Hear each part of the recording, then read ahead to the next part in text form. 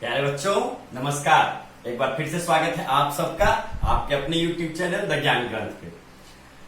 आज के video lecture में हम सीखेंगे क्लास 12 का मैट्रिक्स एंड डिटर्मिनेंट का बहुत ही important topic symmetric and skew symmetric matrix. हाँ दोस्तों, मैंने पिछले वीडियो लेक्चर में आपको बताया था कि ट्रांसपोज ऑफ मैट्रिक्स क्या होता है, तो हम आज के लेक्चर को आगे बढ़ाएंगे और सीखेंगे symmetric and skew symmetric matrix. देखिए बिना समझिए, साइमेट्रिक मैट्रिक्स एक्चुअली क्या होता है। A square matrix is said to be symmetric if transpose of A is equal to A. कहने का मतलब ये हुआ, देखिए हम लोग जब मैट्रिक्स का ट्रांसपोज निकालते थे तो क्या करते थे, ए आई जे किस में कन्वर्ट होता था सर, ट्रांसपोज के टाइम जे आई में होता था। तो जिंदगी के मोड़ पर जिस दिन ए आई जे और ए जे आई आपस में इक्वल हो जाए, उसको मैट्रिक्स बनाने की भी जरूरत नहीं, आप समझ लो ऐसे कि जिस दिन ये टर्म इक्वल होना शुरू हो जाए उस दिन हो जाएगा ये साइमेट्रिक। सर ये कुछ समझ में नहीं रहा। हाँ, देखो एग्जांपल से सीखते हैं हम लोग। मान लो मैंने एक मैट्रिक्स लिया 2 3 3 7। अब जरा इसका ट्रांसपोज निकालो ना, तो सर इसका ट्रांसपोज हो जाएगा 2, कॉलम को रो वाइज लिख रहा हूं रो। अब जरा चेक करो क्या ये दोनों सेम है। हाँ सर, मतलब ए का ट्रांसपोज ए के बराबर है, इसका मतलब ये कौन सा मैट्रिक्स हो गया, तो भैया ए इज साइमेट्रिक मैट्रिक्स।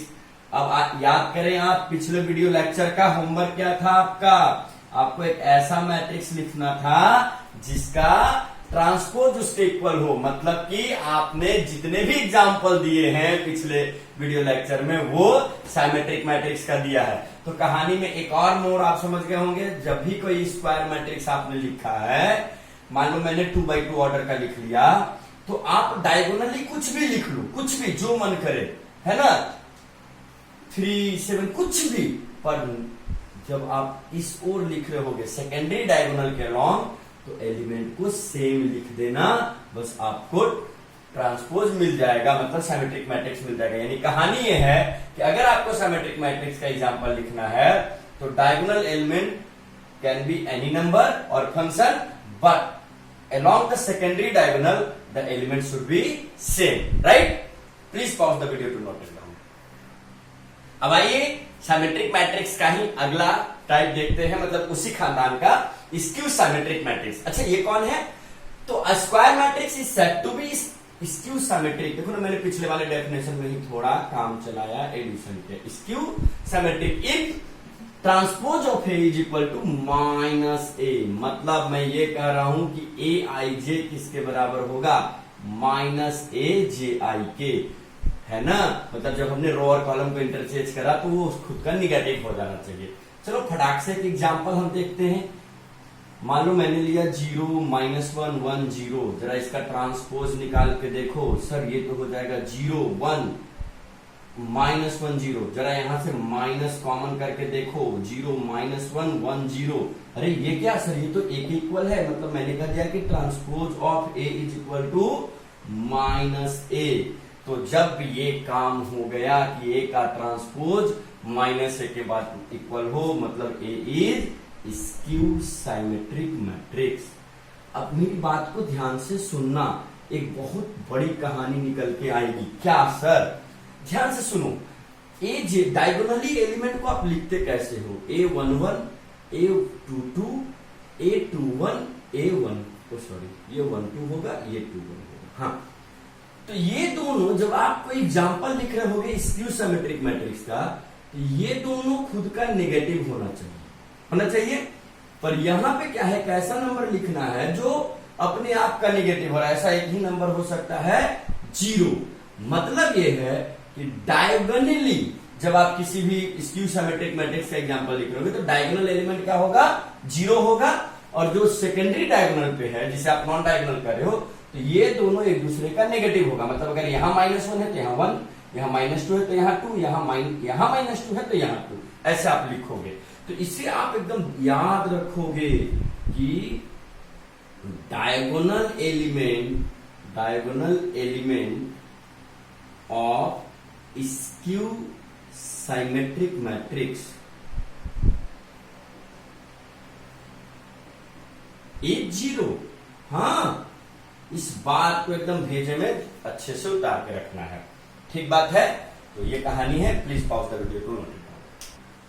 अब आइए हम बहुत काम की प्रॉपर्टी देखते हैं। बहुत ही काम का इंपॉर्टेंट प्रॉपर्टी है कि भैया अगर कोई स्क्वायर मैट्रिक्स है तो फॉर एनी स्क्वायर मैट्रिक्स मैंने यहां लिख दिया ए प्लस ट्रांसपोज ऑफ ए, मतलब जिस दिन हम जिंदगी के मोड़ पे ए को किसके साथ ऐड कर रहे हैं, ए के ट्रांसपोज के साथ, उस दिन जो रिजल्टेंट मैट्रिक्स होगा, जो इसका एडिशन होगा, एक नया मैट्रिक्स जिसे मान लो मैंने पी कहा, वो क्या होने वाला है, symmetric. And at the same time अगर मैंने ए में सब्ट्रैक्ट किया ए के ट्रांसपोज को तो हमें क्या रिजल्ट मिलने वाला है, स्क्यू साइमेट्रिक। अब इसे जरा हम देख लेते हैं प्रूफ करके भी।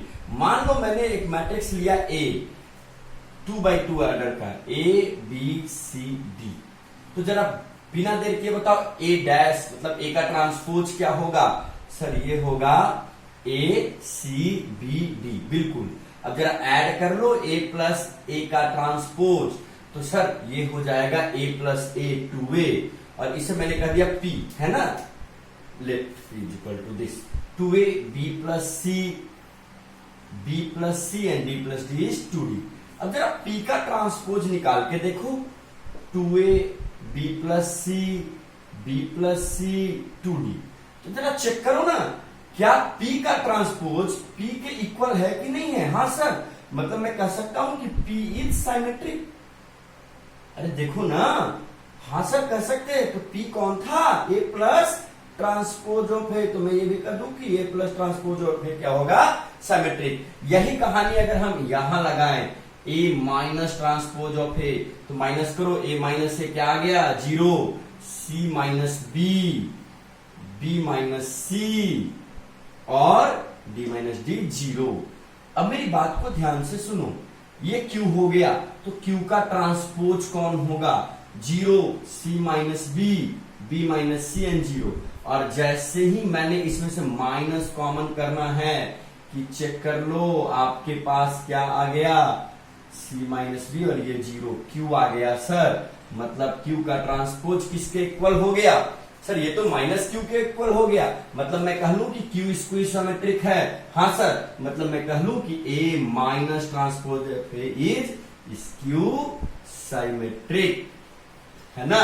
तो इस तरह से हम एक बहुत ही काम की प्रॉपर्टी देखते हैं कि किसी भी स्क्वायर मैट्रिक्स ए के लिए जब उस मैट्रिक्स में उसके ट्रांसपोज को आप ऐड करते हैं तो आपको एक साइमेट्रिक मैट्रिक्स मिलता है, और जब आप ट्रांसपोज को सब्ट्रैक्ट करते हैं तो आपको मिलता है स्क्यू साइमेट्रिक मैट्रिक्स।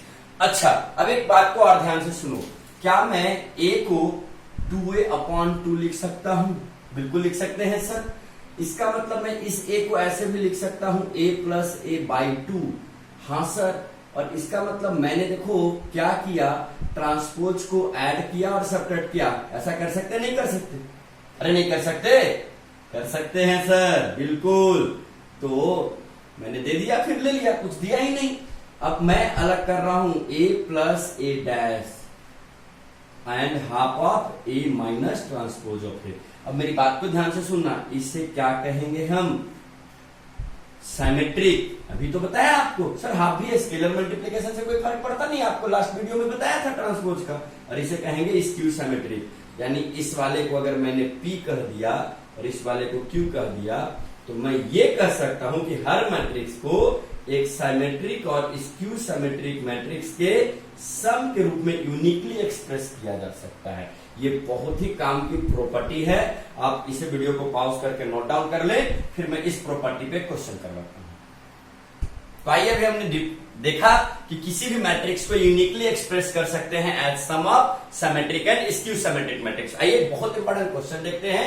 एक्सप्रेस ए मैट्रिक्स गिवन है, ध्यान रखना symmetric skew symmetric square matrix के कॉन्सेप्ट पे होता है, as sum of symmetric and skew symmetric matrix, है ना। तो अगर ये उस फॉर्मेट पे है तो देखो इसका सॉल्यूशन बिना देर के मैं आपको बता रहा हूं। हमारे पास मैट्रिक्स कौन है जी, 2 4 3 1। जल्दी से इसका ट्रांसपोज पता करो सर, इट विल बी 2 4 3 1। अच्छा, A plus transpose of A, ये एक साइमेट्रिक मैट्रिक्स होगा ना।